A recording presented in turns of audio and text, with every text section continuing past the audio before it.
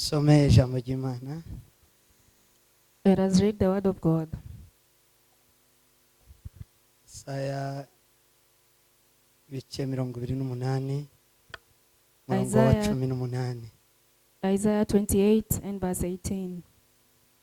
Biravuze ngo maze isezerano mwasezeranye Nurupfu rizapfa, kandi ubumwe mufitanye n'ikuzimu ntibuzahama, ahubwo ibyago nibisandara bigahitanya igihugu,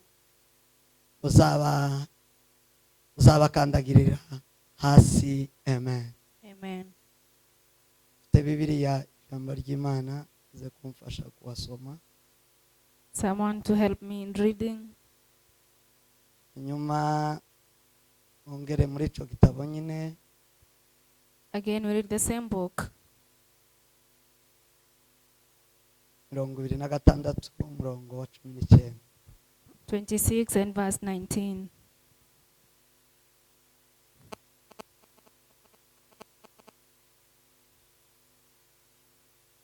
Abawe bapfuye bazaba bazima, ndumbi z'abantu banje zizazuka, ababa mu mukungugu umwe nimukanguke muririmbe, kuko ikime cyawe kimeze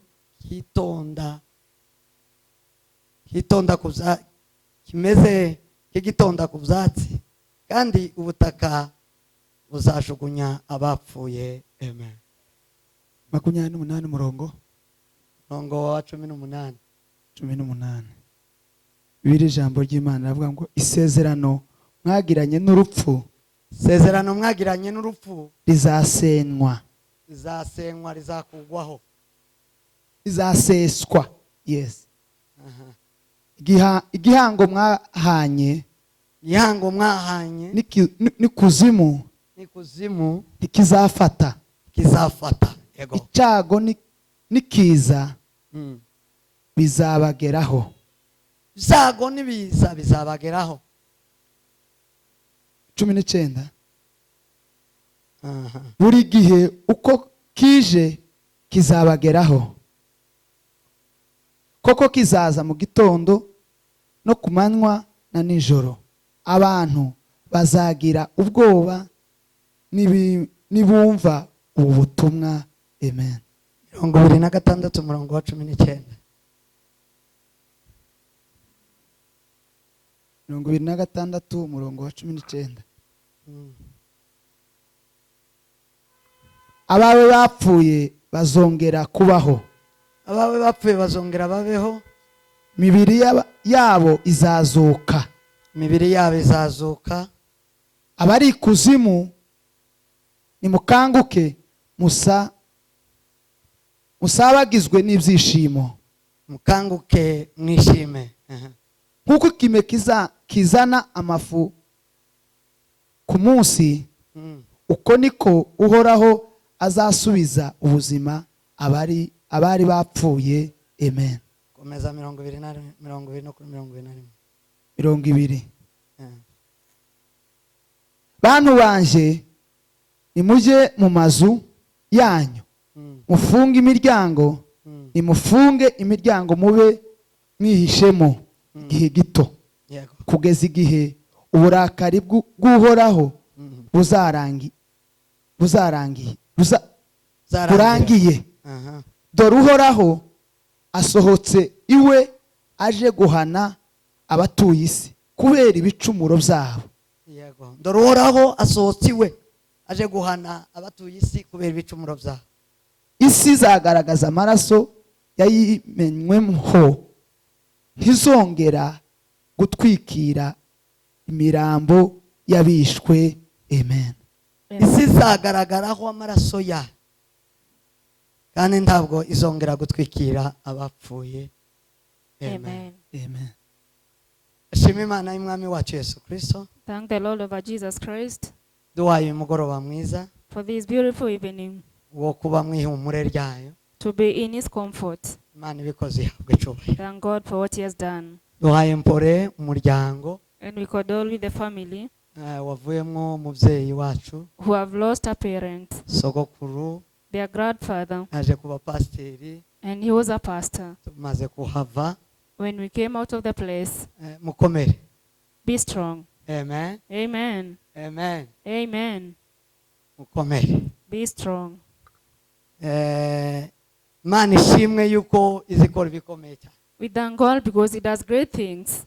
Shima Imana kuba hano kubwo umubyeyi wacu. Thank God for being here because of our parents. Mweruka kera agikomeye njyewe. I saw him a long time ago as a strong man, Ariko bambwiye ko yarashaje cyane. but they told me that he is very old Kandi yararwaye cyane. and he was very sick. Ngo bari bagezaho bamusengera ngo nage. And they were praying for him to go. Rero ubwo ariko mwasenze kandi bikaba ariko byabaye Imana ihabwe Now cyose. that is what you prayed for and God has done it. Glory Abasenze be to him. duheze cyubahiro. For those that pray the prayer, give God the Ababisengeye glory. duheze cyubahiro. Whoever prayed for that, may you give glory to God. Ko muranga kandi mwarasenze.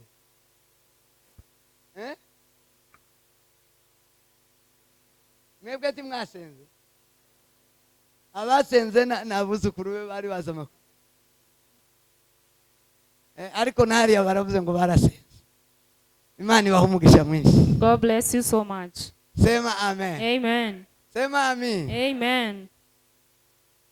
Uyu ni umunsi mwiza mukuru This is a good day, w'umubyeyi. a great day for our parents. Kubera ko twebwe abakiriwe Because for us who are born again, twanga gutandukana cyane n'abadakijijwe.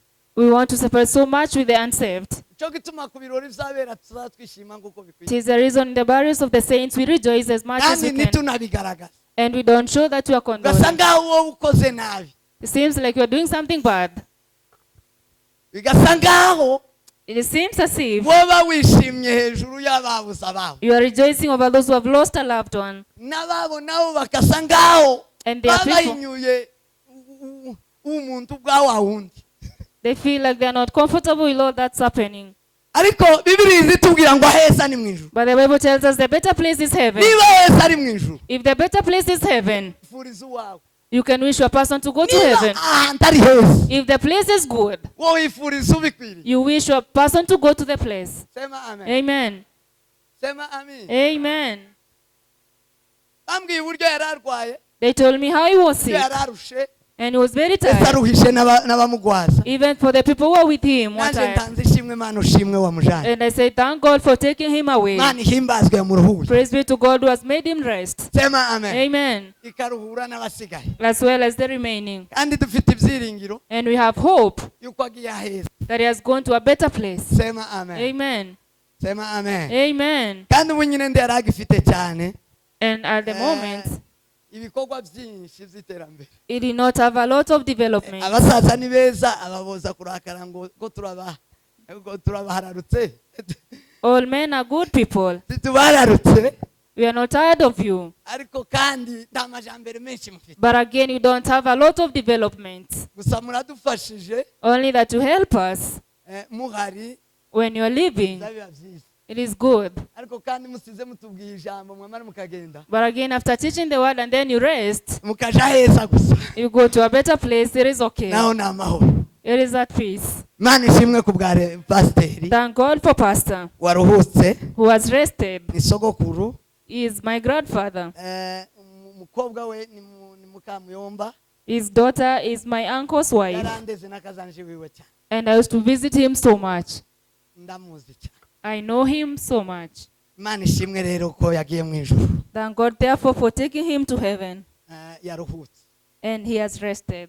Ubwo muheruka yari umuntu mwiza cyane. The last time I saw him, he was a very nice person. Kuva kera twe twamenye ubwenge tumusanga ari umuhudumu. We found him serving the Lord when we got born again. Ye kuganira rero mu mwanya mutoya rino jambo dusomye yihumure. Going to share this word of comfort shortly. Nihumure ry'abera. It is a comfort for the saints. Nihumure ry'abakristo. Comfort for the Christians. Nihumure Imana yaribwiye Yesaya. It is comfort God gave to Isaiah Kubw'Abanyesiraheli. because of the Israelites. Iramubwira ngo And he told him maze isezerano that the agreement mwasezeranye n'urupfu that you agreed with death rizapfa. will die. isezerano The covenant tugirana n'urupfu we have with death, umunsi umwe rizapfa. one day will be disannulled. Isezerano The covenant ritubaho that exists in us ry'urupfu of death, umunsi umwe rizapfa. one day it will be kandi disannulled. ngo ubumwe dufitanye n'ikuzimu And the agreement we have with hell, ntibuzahama. it shall not stand. uyu munsi And today, pasiteri bamushyize mu butaka, Christ has been buried. umubiri we uri mu butaka, He is in the earth. ariko ubu bufatanye ubufatanye dufitanye n'ubu butaka the agreement we have with this dust, umunsi umwe one day uzakugwaho. it shall not stand. ntibihamye, It is not a witness. bizagumaho. It will not live forever. sema amen, Amen. sema amen. Amen. ibyishimo by'abera The joy of the saints ni ukudahera mu kuzimu. is not to live in hell. sema amen. Amen. ibyishimo by'abana b'Imana, The joy of the children of God, icyo abana b'Imana babereyeho what the children of God exist for, ni uko iwacu is that our home atari mu rupfu. is not in death.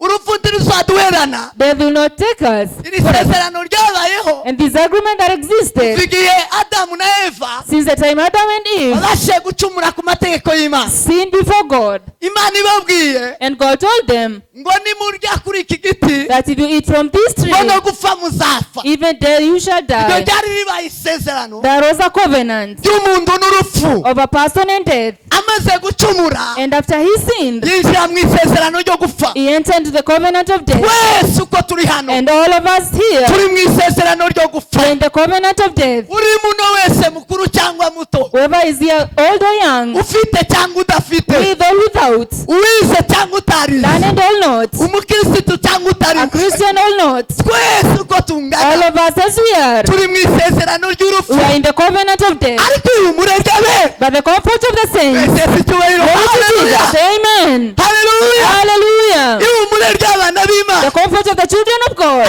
iri sezerano rizavaho. the covenant will be disannulled. iri sezerano ntirizahora. This covenant will not stand iri forever. sezerano rizapfa. This agreement will die one day. sema amen. Amen. iri sezerano rizapfa. This agreement will die. iri sezerano ntirifashe. It shall not stand forever. iri sezerano ntirihamye. This covenant is not attested. iri sezerano ntirizohoraho. It shall not live forever. tuzohura n'abapasiteri umunsi umwe. We shall meet with Pastor one day. sema amina, Amen.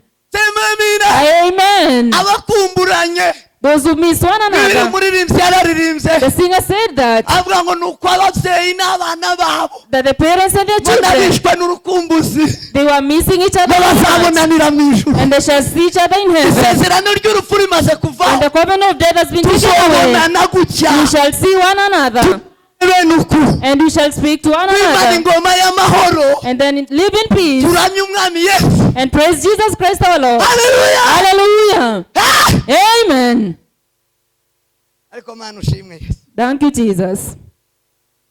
mana ishimwe cyane, Glory to Jesus. mana ishimwe cyane, Amen. mana ihimbazwe, Amen. mana ihimbazwe we. Praise to God. oh haleluya, Hallelujah. oh haleluya, Hallelujah. oh haleluya. Hallelujah.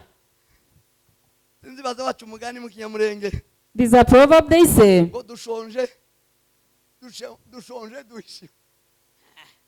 duhishiwe, dushonje duhishiwe ni ukuri. sema amen. Amen. dushonje duhishiwe. bajya bene wacu bose, All those people barya bose barinze kwizera kwabo, who protected their faith, barya bose bihanganiye iyi si, who were patient in barya this bose world, batanduje imyenda yabo, and they never doubted their clothes. b'abapasiteri bose All those pastors babwirije ubutumwa bwiza babuhagarara. who spoke the good gospel and stood hari by abantu it. bazabwiriza ubutumwa bwiza ati base nabwo, Some people preach the gospel, but they don't look like the tukwijije gospel. abantu babuvuga ku kanwa And we preach people by the mouth, ariko badasa nabo, but they don't look like the ariko gospel. barya basa n'ibyanditswe, All those who look like the barya scriptures, basa n'umwami yesu. who look like Jesus Christ. haleluya. Hallelujah. isezerano ry'urupfu When the covenant of death tiribafite tiribagiraho n'urutavi. has no standing then, imana ibwira abanyisiraheli, God told the Israelites, ibwira yesaya, and he told Isaiah, iramubwira ngo bambwirire tell the people ngo isezerano mwasezeranye n'urupfu that the covenant you made with death rizakugwaho, will be disannulled, kandi ngo ubufatanye n'ikuzimu and the agreement with hell buzahama. will not stand. iyi mibiri turambika mu mva And this body we bury, izazuka we shall rise again, maze twimane na kristo and live with Christ ingoma y'iteka ryose. about the throne eternally. abemera kristo All those who accept bibiri Christ, iratubwira muri the yohana Bible tells us in John, sema amen. amen. yesu ageze kwa ba lazaro When Jesus came to Lazarus' home agiye gusura and lazaro was going to resurrect him, asanze lazaro yapfuye and he found him dead, agize iminsi ine mu mva 4 days in the yabwiye ba bath. marita And he told the sisters arabwira ngo mwizere that mwizere umwami yesu believe in the Lord Jesus, mwizere muri bubona igitangaza cy'imana believe and see the miracle of God. uyu azazuka He shall rise again, kubera ko bari barizeye ijambo ry'imana. because they believed in the word of God. marita aramubwira ngo ivyo turabizi Mother told her that we know it. igihe cy'imbere ukazazuka At the time of resurrection you shall rise ariko iyo again. uza kuba hano But if only you came mbere y'igihe before he died, musaza wacu utaba my yapfuye brother could not have died. yesu iyo uza kuhaba If Jesus, you are here, barakubonye wakijije benshi we saw you healing many people. iyo uza kuhaba If only you came earlier, lazaro ntaba yapfuye. Lazarus could not have died. ara yesu ababwira ijambo ryiza Then Jesus told them a good word. arabwira ngo nije gupfa no He kuzuka. said, I'm dead and resurrection. sema amen. Amen. nije kuzuka. I am the resurrection. sema amen. Amen. isezerano dufite The agreement we have ibitseho that is in us, dutegereje ifirimbi ya nyuma and waiting for the trumpet, twishime hejuru y'urupfu and to rejoice over death, twishime hejuru ya za kanseri and rejoice over the twishime diseases, hejuru ya za diyabeti and over the diseases, twishime hejuru y'amasasu and rejoice over all the bullets, twishime hejuru y'ibyatwishe and over everything else that troubled us. imwe gusa Is only one.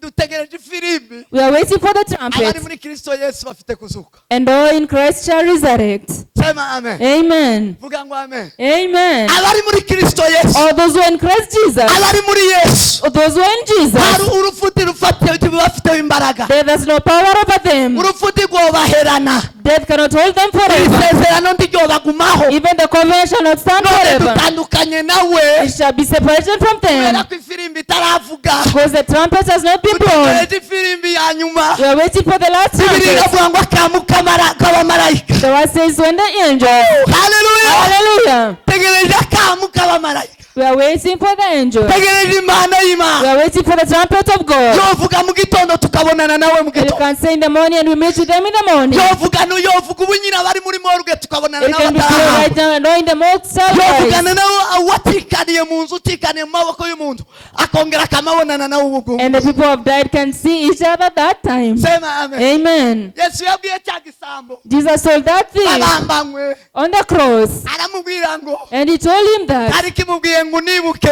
and he had told him to remember unibuke him. yesu umwami we. Remember Jesus Christ.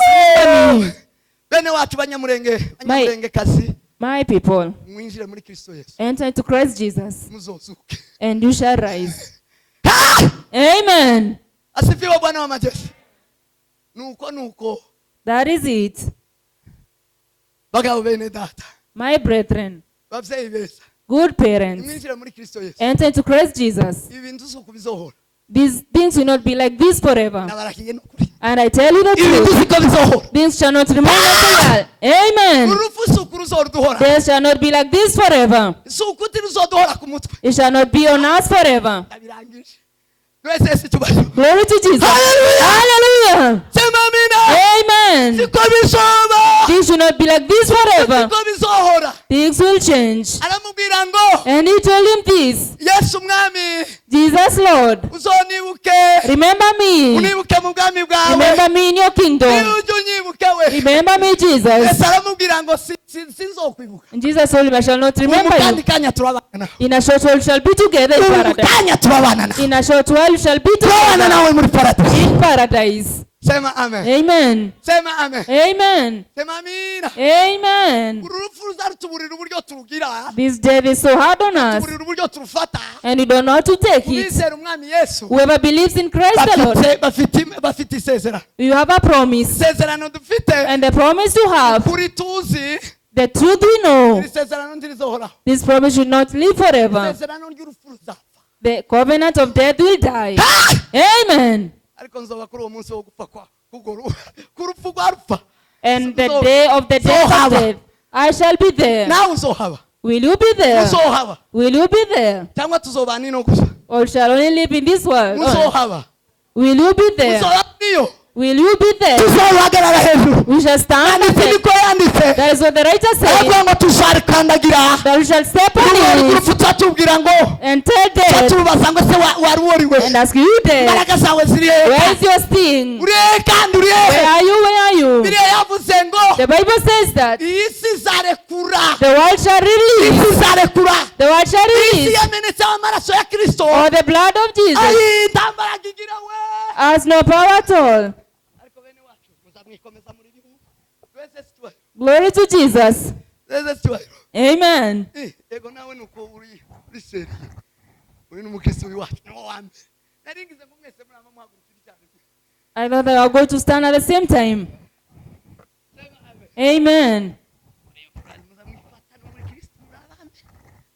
muri abambere refe muri abarevera kwe muri Amen. Piasimaya mori marikari de kasoloma amili wini mitiri tandala forsik every gari de control isi iraduhenda They are lies to us, ubutaka buraduhenda bukatuwesha and the ground lies to us, umizabatu naho bwamenetseho amaraso ya kristo and the blood of Jesus was shed on the earth. Glory to Jesus. Hallelujah. Hallelujah. amaraso y'umwana w'intama The w'imana blood of the Lamb of God yamenetse kuri ubu that butaka was poured on this nta ground mbaraga bufite has no power at all. uzarekura imibiri yabo It shall release all their bodies, uzarekura imibiri shall y'abera release the bodies of the saints, ibituro bituragurike and all the graves will be ntakwimba passed, kandi and they shall not be burying anymore. ntakwimika amabuye No burying again. Oyeyewe. amaraso ya kristo The blood of Jesus azabituraguritsa will be there, umugabo yamahura n'umugore wiwe and a man will meet with his wife wapfuye yizeye who believed when they Imana died, ingoma y'amahoro and live in the peace. umwana na se we barahuye A child and the father shall meet bahimbaza uwera and praise the Lord, itorero rya kristo ryamamaye and the church of Christ will be famous. kirere iyi Every in the iyo mwakira ijambo ry'imana will receive the word of God. muri mukiri angiye kubasiga reka nsenge Let's pray, nuko imana ibamuhe and may God bless you. We shall go to heaven. nta gushidikanya There is no doubt at all. mbingu ni nchi yetu ya ahadi Heaven is our home. size umubembe wabivuze Someone said ni it. umubembe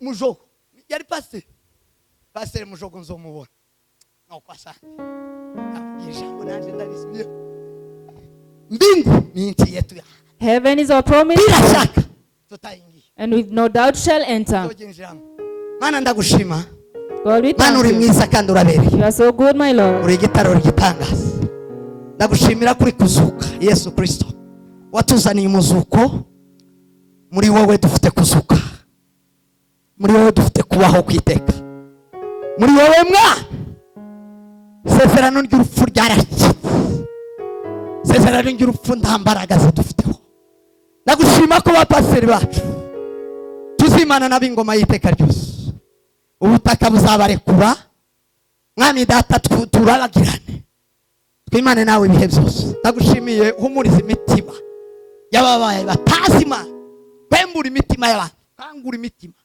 kangure bene wacu sengeye bene wacu ngo bakumenye ma bakumenye ko ari wowe muzuko bakumenye ko ari wowe bugingo mwami yesu bakurindirire muri wowe data gitare gikomeye bamenye iri sezerano isi ntidukange ntiducugute ntiducunde ntidukubite hirya no hino urupfu ndirwitubehesheho amajwi y'urupfu asohoka tuvemo tuyamaganisha isezerano dufite ry'umwami wacu Yesu Kristo urakoze mana kugira neza iyi miryango ni mu izina rya Yesu Kristo amen.